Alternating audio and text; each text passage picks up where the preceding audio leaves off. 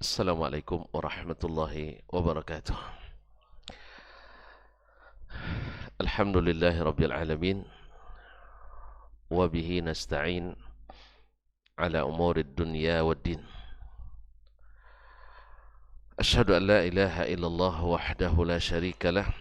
Waliyus salihin wa khaliqul khalqi ajma'in wa razikuhum wa ma min dabbatin fil ardi illa 'ala Allahi rizquha wa ya'lamu mustaqarraha wa mustawda'aha kullun fi kitabim mubin. Wa asyhadu anna Muhammadan abduhu wa rasuluhu sayyidul amin sallallahu alaihi wa ala alihi tayyibin wa azwajihi tahirati ummahatil mu'minin wattabi'ina lahum bi ihsan ila yaumiddin. Amma ba'du, fattaqullaha ayyuhal muslimun fa innahu qad fazal muttaqun. Ya ayyuhalladzina amanu ittaqullaha haqqa tuqatih wa la tamutunna illa wa antum muslimun. Bapak dan ibu-ibu, saudara-saudari, kaum muslimin dan muslimat, al-hadirin wal hadirat, wal musyahidin wal musyahidat, wal mustami'in wal mustami'an, yang senantiasa dirahmati Allah Subhanahu wa taala. Alhamdulillah, kembali kita diberikan Allah Subhanahu wa taala karunia dan nikmat bisa hadir di salah satu rumahnya menjadi tamunya. Mudah-mudahan tak satu pun kita kecuali mendapat apa yang sudah dijanjikannya. Oleh itu mari kita bersyukur kepadanya atas nikmat yang diberikan, karena memang tidak semua orang yang dapat. Oleh itu kita berselawat pula dan salam kepada Nabi kita, Nabi besar junjungan alam, Nabi Muhammad alaihi afdhalus salati wa atammus salam, yang telah mengajarkan kepada kita bagaimana harusnya kita beribadah, bersikap kepada Rabb kita. Kaum muslimin dan muslimat dirahmati Allah, kembali kita melanjutkan kajian kita bersama Imam Al-Bukhari rahimahullah melalui kitabnya Al-Adabu Al-Mufrad. Qala rahimahullah, bab yang ke-167, babu taswidi al-akabir. Bab tentang keharusan atau di antara adab adalah menjadikan pemimpin itu orang-orang yang tertua atau yang senior. Bab at-taswid al-akabir, yaitu menjadikan pemimpin-pemimpin di antara kita adalah orang-orang yang al-akabir, yang sudah berumur atau sudah senior. Bab ini, ma'asyarul kiram dirahmati Allah SWT, sengaja disebutkan oleh Imam Al-Bukhari rahimahullah setelah bab-bab yang berkaitan dengan memuliakan orang yang sudah atau yang lebih tua. Mulai dari bab fadlil kabir, keutamaan orang yang berumur. Kemudian babu ijlalil kabir, bab memuliakan orang yang lebih tua. Kemudian babu yabda'u al-kabir bil kalami was su'al, bab tentang yang tua memulai pembicaraan atau mulai bertanya. Kemudian bab idza lam yatakallamil kabir halil asghar yatakallam, bab bila di suatu majelis itu yang lebih tua tidak berbicara, boleh tidak yang junior ikut berbicara. Nah, sekarang beliau tutup bab tentang memuliakan yang tua-tua ini dengan babu taswidil akabir. bab tentang menjadikan pemimpin orang-orang yang lebih senior atau lebih tua. Dalam bab ini beliau menyebutkan satu riwayat yang mauquf. Qala rahimahullah, haddatsana Amr bin Marzuq. Telah menceritakan kepada kami Amr ibn Marzuq Al-Bahili Al-Basri. Thiqatun qala haddatsana Syu'bah. Telah menyampaikan kepada kami hadis ini atau telah menceritakan kepada kami Syu'bah. Itu Syu'batu Ibn al-Hajjaj Al-Ataki Abu Bistam Al-Basri. Awwalu man fattasha al-haditha bil-Basra. Yaitu orang yang pertama memeriksa hadis di Basrah. Dan dikenal pula dengan la yarwi illa an thiqah. Tidak meriwayatkan kecuali dari rawi yang thiqah. An Qatadah, dari Qatadah ibn Di'amah As-Saddusi Al-Basri, thiqatun lakinnahu mudallis. Qala sami'tu mutarrifan. Saya mendengar mutarrif. Di sini tidak ada tadrisnya Qatadah karena dia menyebutkan tasrih bis sama'. Sami'tu mutarrifan. Saya mendengar mutarrif.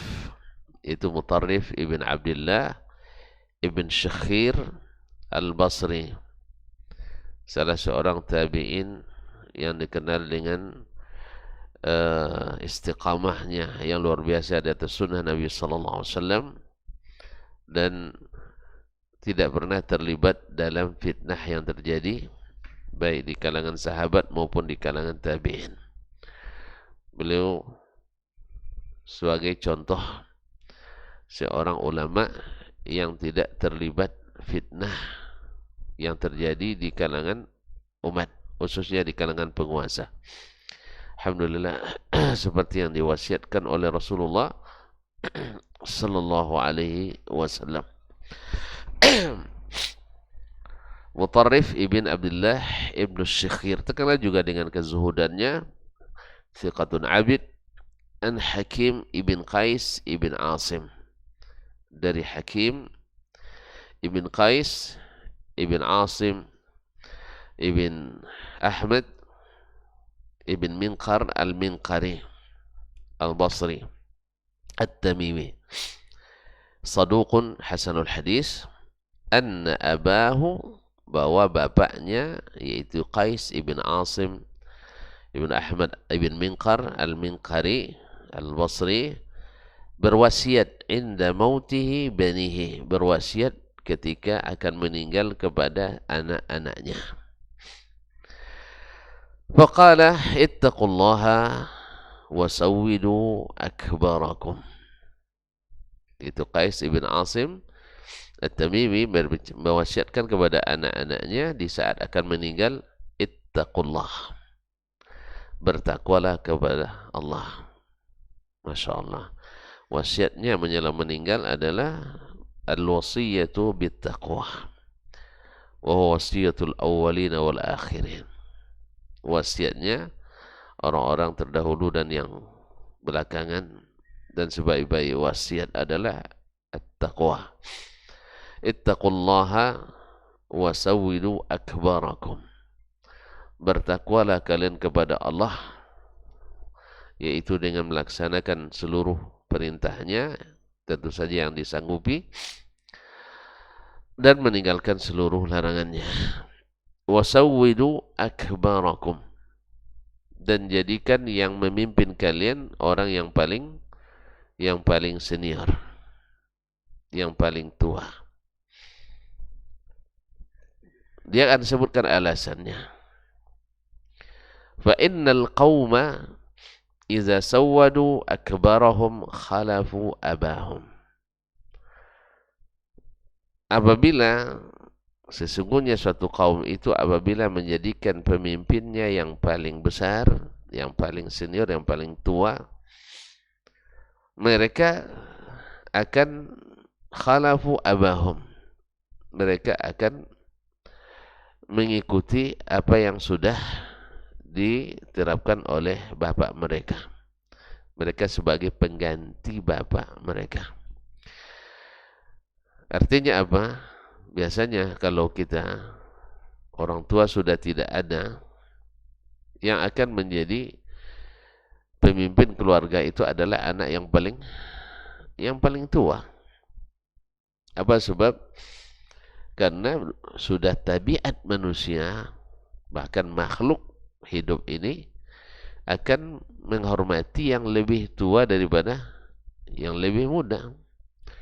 Makanya wibawa itu akan ada pada orang-orang tua. Al-waqar ma'a al-akabir. Wibawa itu akan ada pada yang senior-senior.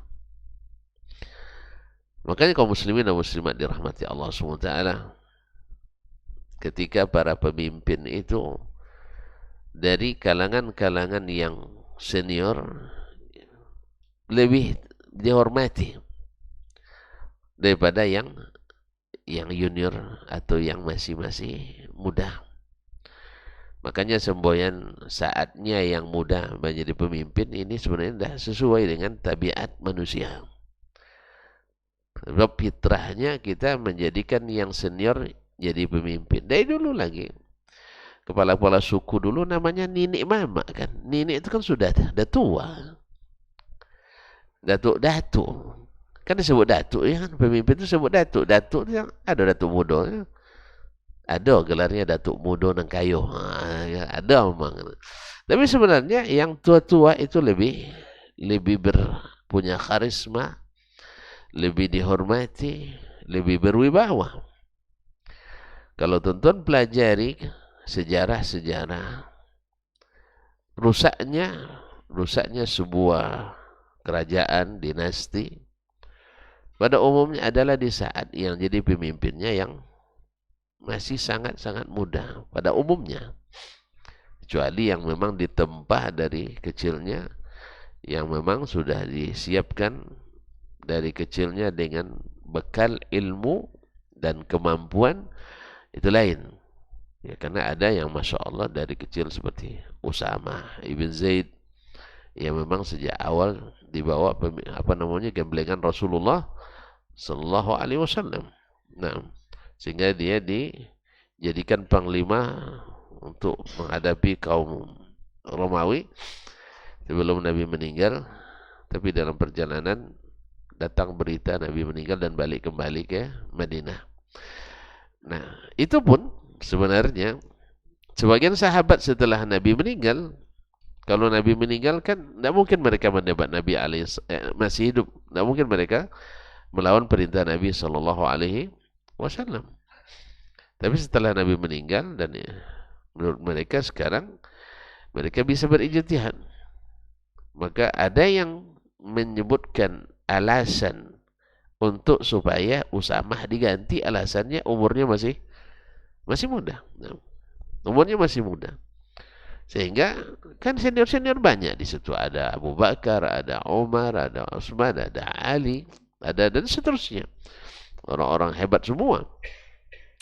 Tapi Abu Bakar radhiyallahu taala anhu, ya, karena dia yang senior juga di situ dan dia yang khalifahnya, tidak mungkin saya merubah keputusan yang diputuskan oleh Rasulullah sallallahu alaihi wasallam. Di sini apa menangnya? Karena keputusan ini diambil oleh Rasulullah sallallahu alaihi wasallam dan Nabi belum menganulir keputusan itu. Dan tidak ada dalil bahwa Nabi kalau sudah meninggal akan merubah keputusan. Tidak ada. Maka Abu Bakar tetap kokoh dengan apa yang sudah diputuskan Nabi alaihi salatu wassalam. Ini juga menjadi pelajaran berharga bagi kita. Sekuat apapun ijtihad kita, tapi kalau sudah berhadapan dengan keputusan Rasulullah sallallahu alaihi wasallam, maka keputusan Nabi harus di atas segala ijtihad kita. Walaupun nampak oleh kita kalau ini lakukan menang kita, tapi ini keputusan Nabi SAW, maka dahulukan keputusan Nabi SAW. Karena lajtihada ma'an nas, tidak boleh berijtihad kalau ada nas. Ya. Makanya kaum muslimin dan muslimat yang dirahmati Allah, Kadang-kadang dalam masalah usul fikih atau masalah fikih, kadang-kadang tidak boleh mengingkari masalah khilaf. Ini para ulama membedakan masalah khilaf dengan masalah ijtihad. Masalah khilaf, khilaf itu ada yang masalah khilaf itu tidak selamanya ijtihad. Tidak selamanya masalah ijtihad. Tapi masalah ijtihad selalu khilaf. Ini kadang-kadang tidak jelas, tidak clear oleh sebagian kita, disamakan antara masalah khilaf dengan masalah ijtihad. Masalah ijtihad pasti ada khilafnya. Tidak akan sama pandangan orang dalam ijtihad. Tapi masalah khilafiyah tidak selamanya masalah ijtihad. Tidak selamanya masalah ijtihad. Ada masalahnya karena dalil. Dua-duanya punya dalil. Nah, manakah di sini boleh tidak mengingkari masalah yang ada khilafnya? Ya, kata sebagian tidak boleh. Tapi sebagian mengatakan boleh. Yang benar dan nyatanya adalah kitab-kitab fikih ulama kita penuh dengan menolak masalah yang diikhtilafkan. Dan buktinya saja sendiri, antum sendiri yang menukil bahwasanya dalam masalah ini ada 5 pendapat ulama misalnya. Ada 3 pendapat ulama dalam masalah ini. Yang satu menyalahkan yang lain. Ini juga kembali menyalahkan. Berarti boleh? Ya boleh, kenapa tidak? Kalau tidak dihapus saja buku fikih itu semuanya. Dihapus saja buku-buku khilaf itu semuanya. Ya kan? Mereka membolehkan. Kenapa kita tidak membolehkan? Tetapi tentu saja dengan adab. Nah, ini pentingnya adab begitu. Tidak dengan cara yang kamu tidak menggunakan otak, tidak berpikir, itu yang tidak boleh. Tapi kalau mengatakan ini salah berdasarkan dalil, ini adalah adatnya para ulama kita. Adatnya para penuntut ilmu, itu masalah biasa. Jadi masalahnya kaum muslimin dan muslimat menyalahkan yang tidak sependapat dengan kita, semua kita terlibat di dalamnya. Semua kita menyalahkan orang yang tidak, iya dah. Nah, menyalahkan orang yang tidak sependapat. Antum ambil pendapat lain itu berarti kan karena menganggap pendapat saya salah kan? Iya kan? Walaupun antum tidak berkor-kor, antum salah, tidak. Antum, ini pendapat saya. Lalu antum pilih pendapat yang lain, berarti menganggap yang lain salah. Itu sudah pasti. Tidak ada yang bisa lebih bebas dari itu. Tidak ada orang yang tak menyalahkan. Satu pun tak ada. Ya. Baru dia bilang jangan menyalahkan. Dia sudah menyalahkan kita itu. Baru dia menyalahkan. Tidak, menyalahkan itu biasa. Dalam ilmu itu biasa.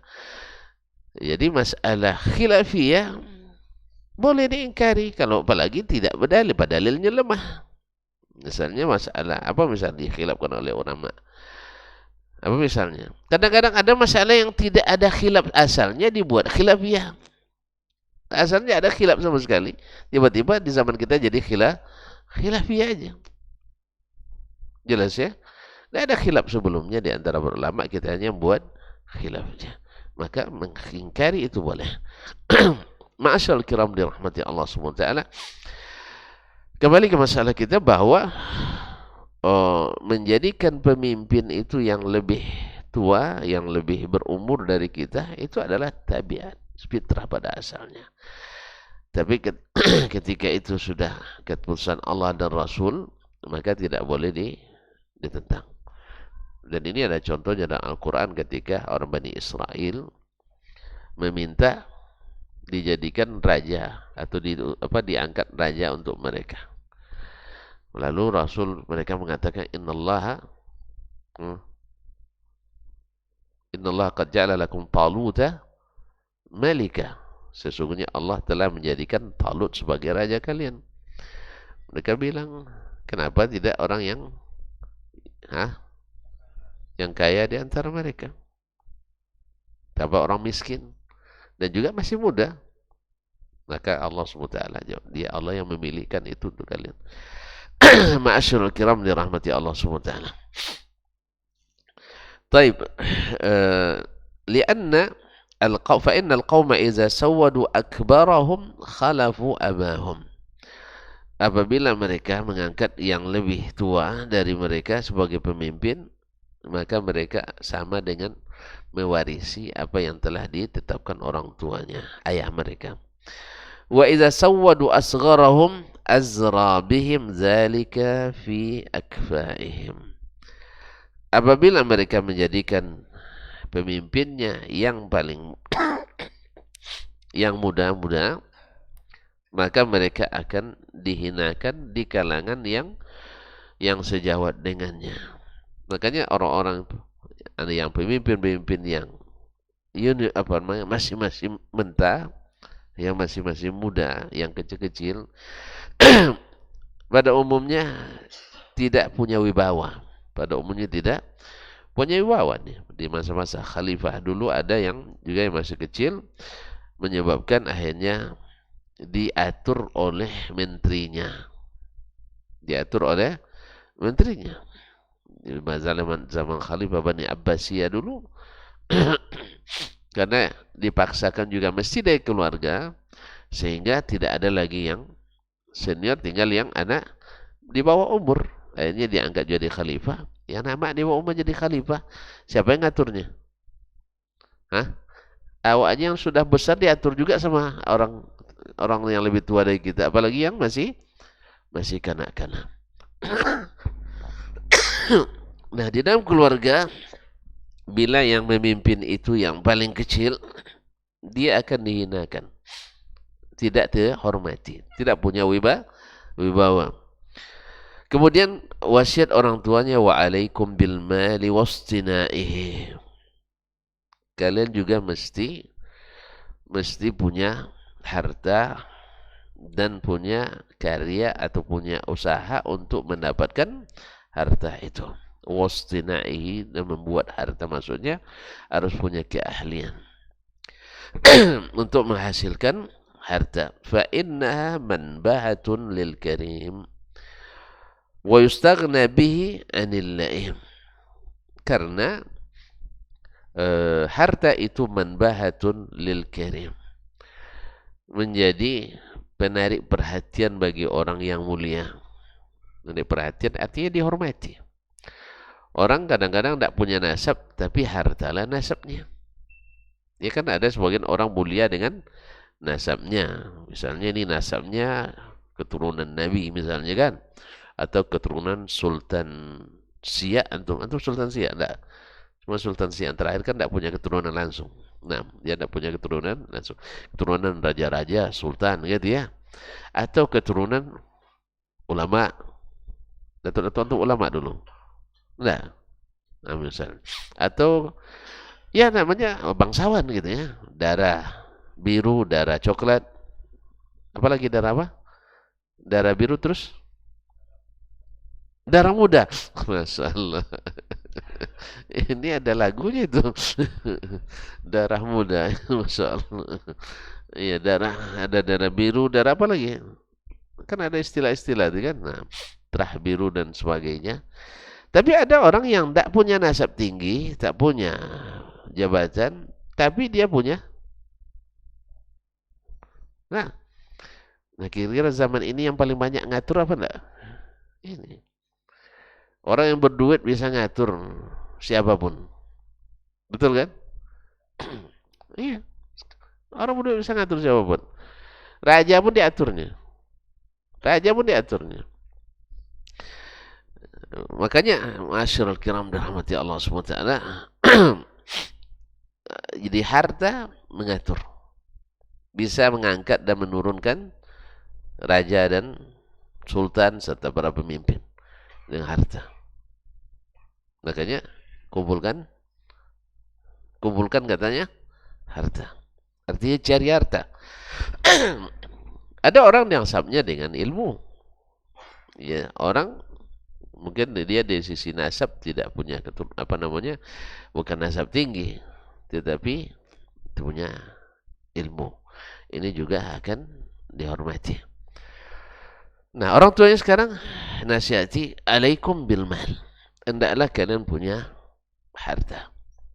Karena harta itu adalah menjadi di kalangan orang-orang mulia menjadi manbah, menarik perhatian, menjadi sesuatu yang ditinggikan. Wa yustaghna bihi 'anil laim.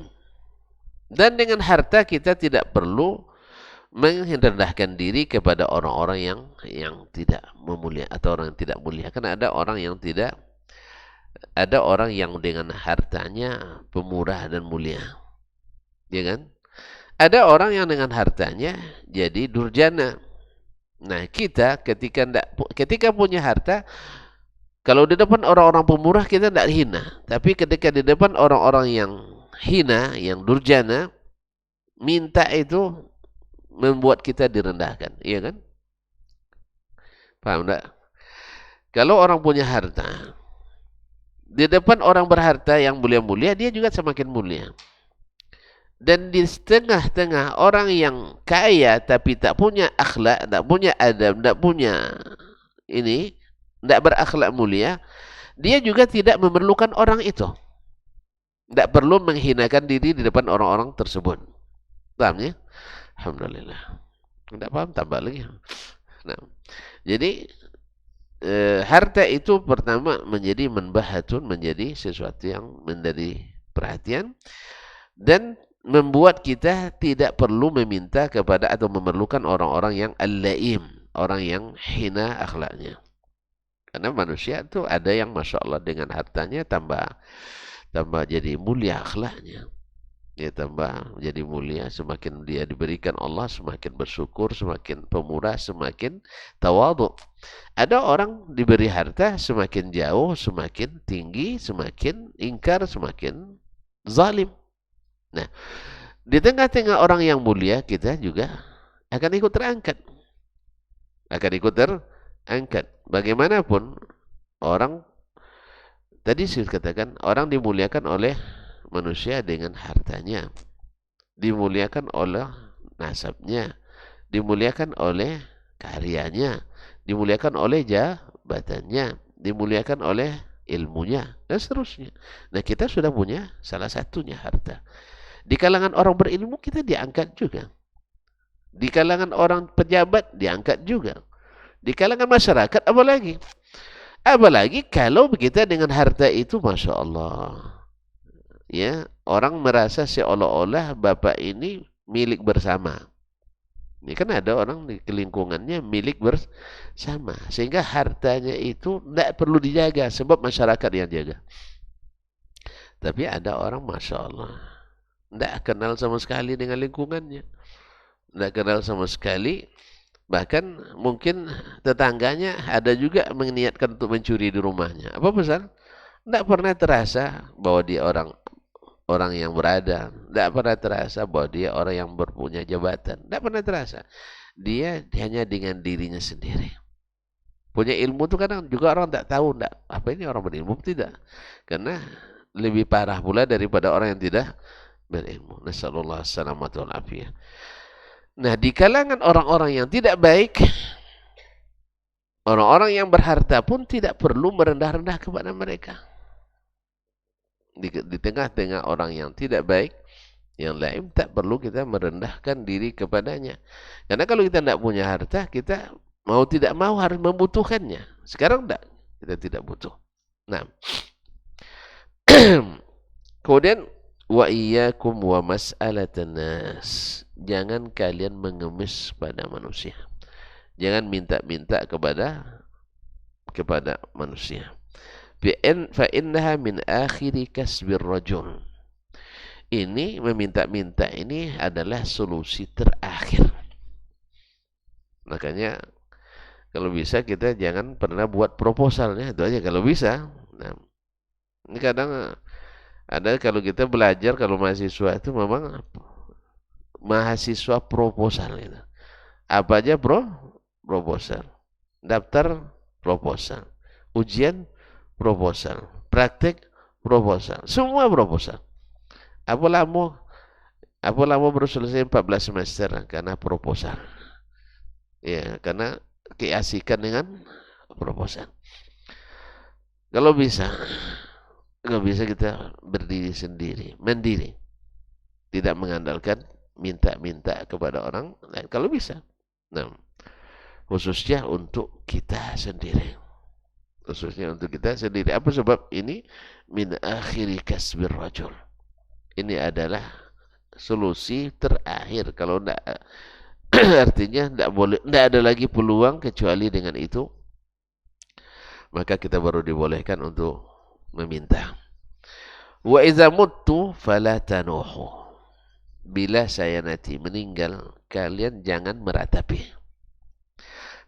Jangan meratap.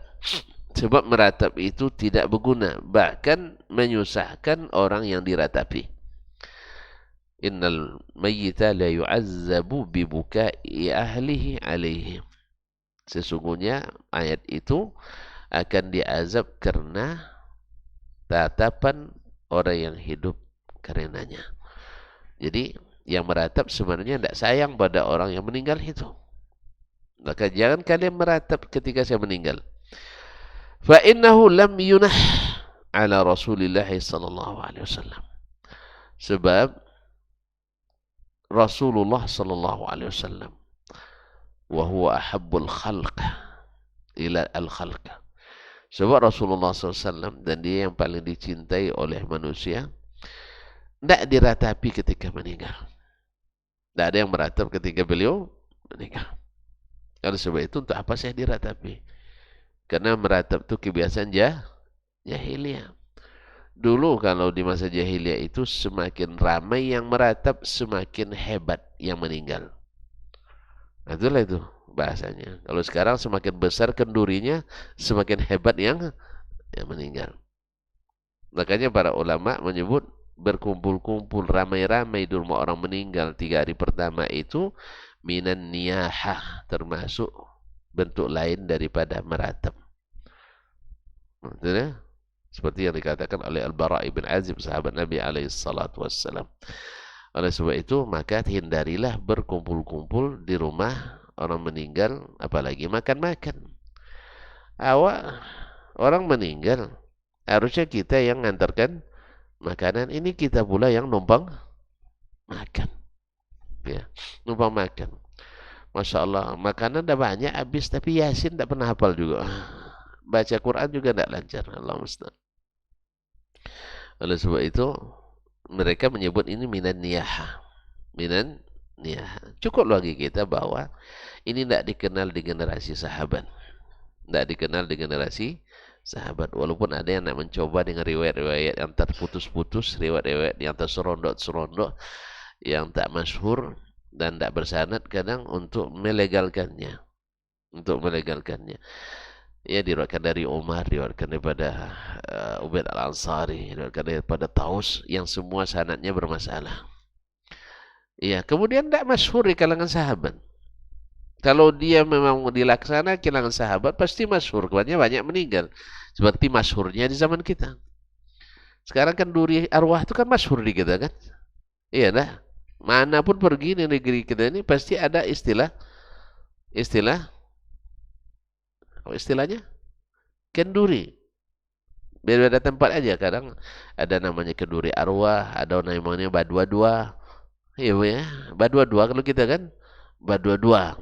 Apa artinya itu badua-dua tuh? Hah? Berdoa-doa, berdua-dua.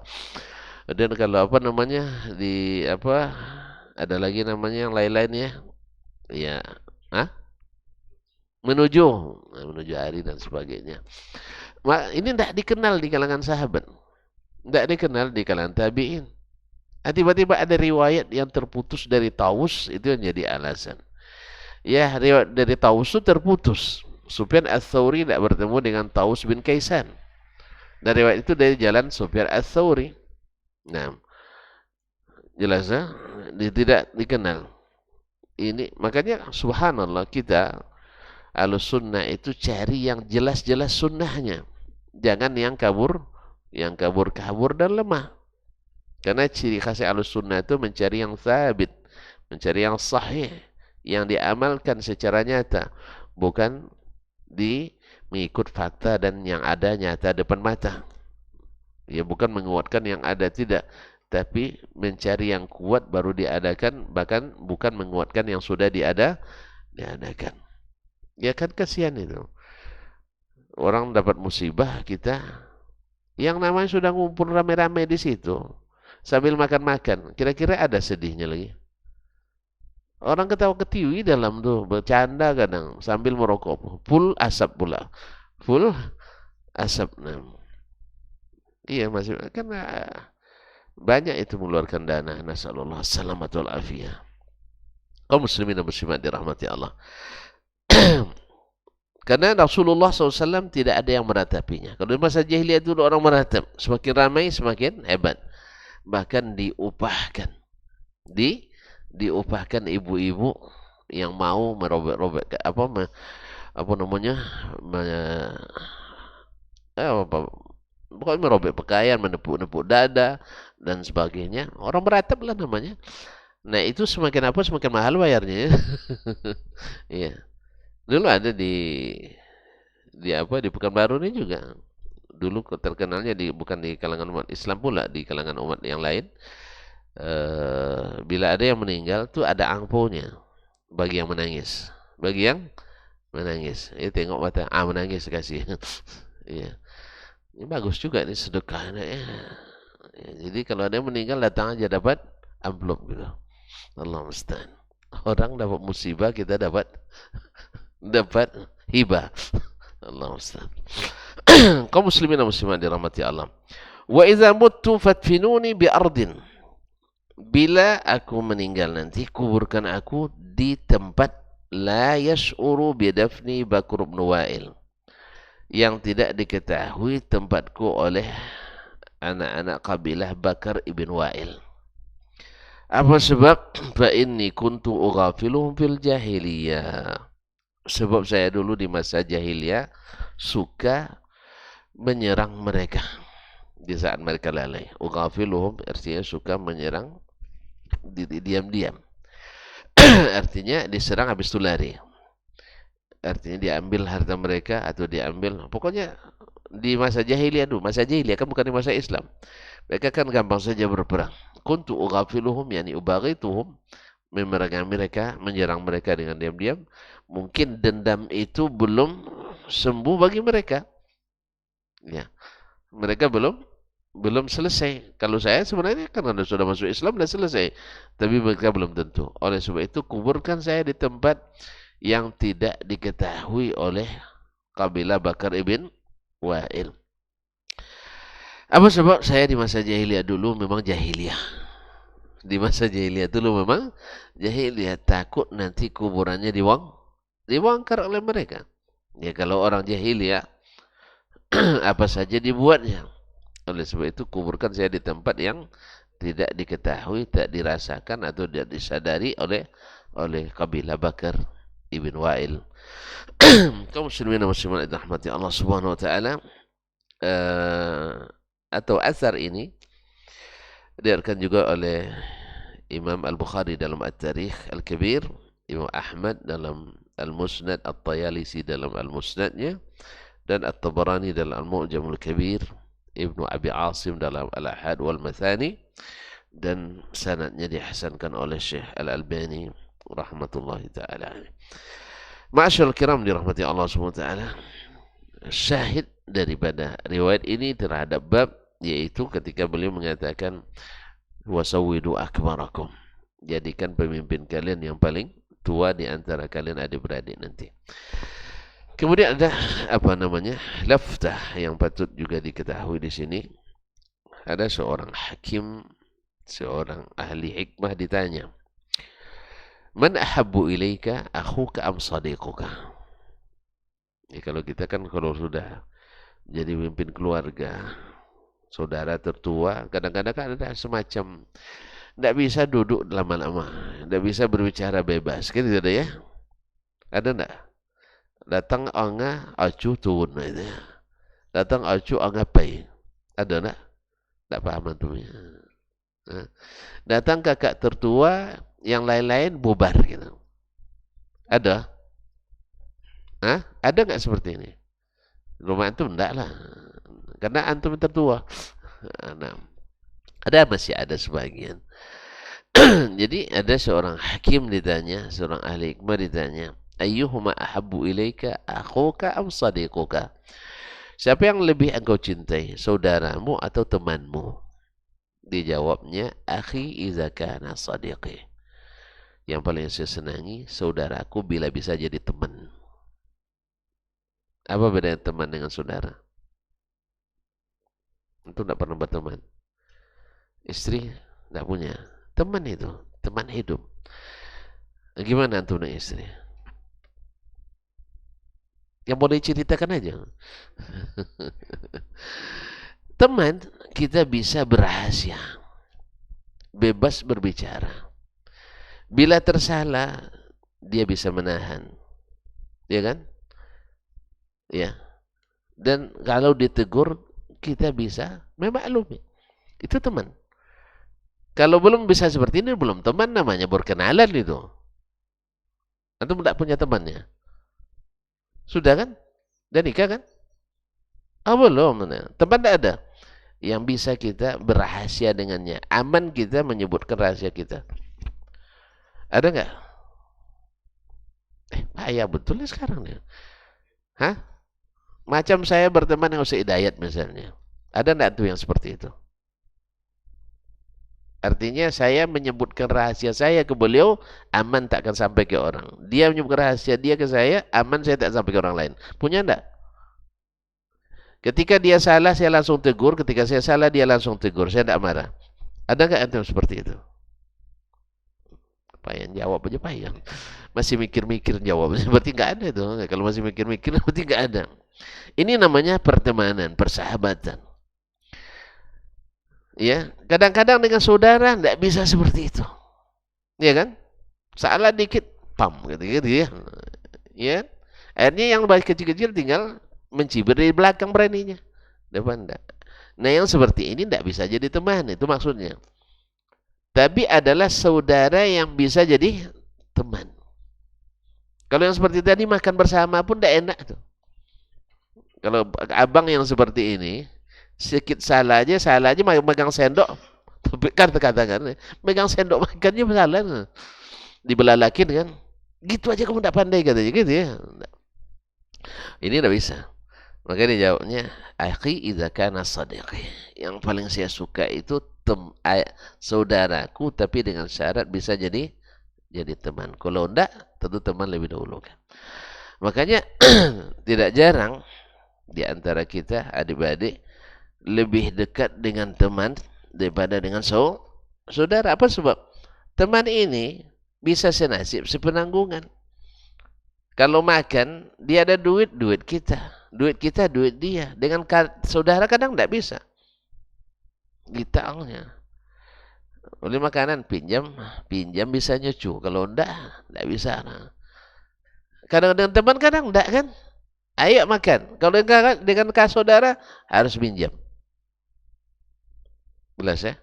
Kadang teman bilang, Man, adik saya besok atau anak saya akan menikah 2 bulan lagi. Ayolah aman tuh. Berapa dana yang diperlukan? Sekian. Nah, saya sepertiga misalnya. Biasa orang dengan teman. Kadang dengan saudara enggak. Mikir dulu dia.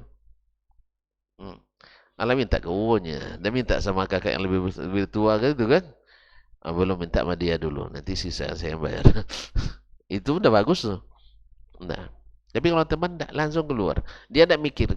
Padahal temannya punya saudara lebih banyak kadang. Saudara 5 kan. Dia enggak, pokoknya saya sepertiga. Karena persahabatan tadi. Nah, bila dengan saudara, seharusnya lebih dari ini. Karena saudara ini dari kecil sudah dengan kita. Makanya saya suka saudaraku, tapi dengan syarat bisa jadi teman. Nah, kalau tentuan nanti termasuk yang akbar, yang diseniorkan dalam keluarga, maka punyalah sifat seperti teman bagi saudara. Sehingga nilainya lebih plus lagi, lebih tinggi. Sehingga apapun bisa ada keterusterangan di antara kita adik-adik. Ada keterusterangan. Nah, kalau sudah demikian, insya Allah maka aman. Sehingga menjadi pemimpin itu tidak mesti menakutkan. Ini beda dengan segan dengan ketakutan. Kalau udah ketemu dengan ketua menggigil kita. Itulah enggak. Tapi ada segan. Tahu segannya? Ada orang takut, ada segan. Kalau segan itu lain pula. Ya gimana ya cara mengatakannya? Hah? Saya enggak, takut saya menceritakannya nanti. Ada segan, ada takut. Kalau segan itu di belakang kita pun masih dijaga. Tapi kalau takut enggak. Kadang-kadang hanya di depan saja takutnya. Di belakang mencemooh. Itulah lebih kurang. Jadi ada karisma. Misal kita dengan Buya kita dulu Ustaz ya, Buya Godang dulu. Itu segan bercampur takut juga itu. Segan dan takut. Kami kan mandi itu di apa Sungai Kampar tuh jauh tuh dari pondok. Dari sini ke pom bensin itu lah bang. PSBBU. Karena di situ buang hajat pun di situ, mandi di situ, nyuci di situ. Kalau nak nyuci di apa di telaga sumur untuk sepondok nombang pula sumur tu sumur Tek Zurai kan dengan Tek Gadi rahimahumullah. Airnya keruh, disaring dulu. Untuk minum aja nitik-nitik gitu. Gimana nak nyuci di situ kan? Jelas ya? Akhirnya kadang-kadang awak nak cepat itu. Nak ngajar pula nanti di jam 1. Nah pergi mandi dulu. Tiba-tiba di ujung sana nampak Buya. Balik lagi tuh. Sembunyi dulu. Sampai Buya lewat. Baru. Ini segan ini sih. Segan berpapasan dengan beliau itu. Campur takut juga. Campur takut. Karena jam dinas sudah masuk kan. Jam dinas sudah masuk. Ada istilah dinas dulu. Maksudnya menghafal gitu. Jadi kalau kita ada jam-jam dinas. Antum enggak masuklah Darun nanti tahun tuh. Nah, tahu ya? Alhamdulillah. Ada jam dinasnya. Kalau yang belajar pagi, nanti jam 1.30 tuh dinas sampai jam menjelang asar itu. Nggak boleh main. Harus belajar. Dia menghafal, ngulang kaji, dan seterusnya. Nanti lepas asar baru olahraga. Jangan maghrib. Maghrib nanti sholat maghrib berjamaah di lapangan. Karena belum ada masjid di masa kami. Masa itu sudah ya. Alhamdulillah beruntung orang nih. Kami jemaahnya hanya maghrib saja dulu. Jemaahnya hanya maghrib. Untung mazhab kami Syafi'i. Kan tidak wajib salat jemaah. Kalau sempat Hambali banyak dosa kita. Ya masalah maghrib aja berjemaah. Nanti lepas maghrib dinas lagi sampai menjelang isya. Lepas isya muzakarah. Muzakarah sampai kadang jam yang wajibnya jam 11, tapi kadang sampai jam 1 kami. Kadang tidur di lapangan tuh. Ya, kapan bangunnya ada bahasa kena embun atau diangkat oleh jin. Ada juga kawan kadang diangkat oleh jin tuh aduh ya hantu katanya. Iya. Tapi kalau sudah tidur di lapangan balik pondok enggak ada lagi tempat. Tempat tidur enggak ada lagi. Karena sudah, tentu bayangkan, kamar 4x4 isi 14 orang. Peti di situ, kompor di situ, ya, kain di situ, semua di situ. Masya Allah, nikmatnya Darun itu saya. Tentu rugi tak masuk Darun.